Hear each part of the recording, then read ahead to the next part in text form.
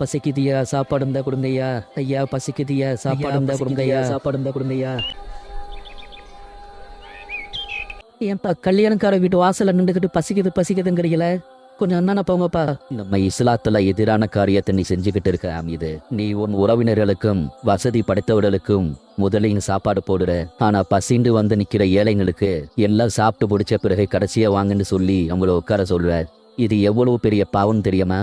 உனக்கு நெருக்கமானவர்கள் நீ இந்த திருமணத்துக்கு அழைப்பு கொடுத்ததினால் உன்னை மதித்து சிரமப்பட்டு வந்திருப்பார்கள். அவர்கள் பசியால் வந்திருக்க மாட்டார்கள். இன்னும் பல பேர் சாப்பிடுவதற்காகவும் திருமண வீட்டில் சாப்பாடு ருசியா இருப்பதாகவும் நினைத்து வருவார்கள். ஆனால் பசியால் வந்திருக்கும் இந்த ஏழைகளுக்கு ருசி தெரியாது.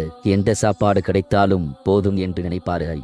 அல்லாஹ் தஆலா திருக்குர்ஆனில் கூறியிருக்கிறான், சொர்க்க சோலையில் இருப்போர் குற்றவாளிகளிடம் உங்களை நரகத்தில் சேர்த்தது எது என்று விசாரிப்பார்கள். நாங்கள் தொழுவோராகவும் ஏழைகளுக்கு உணவளி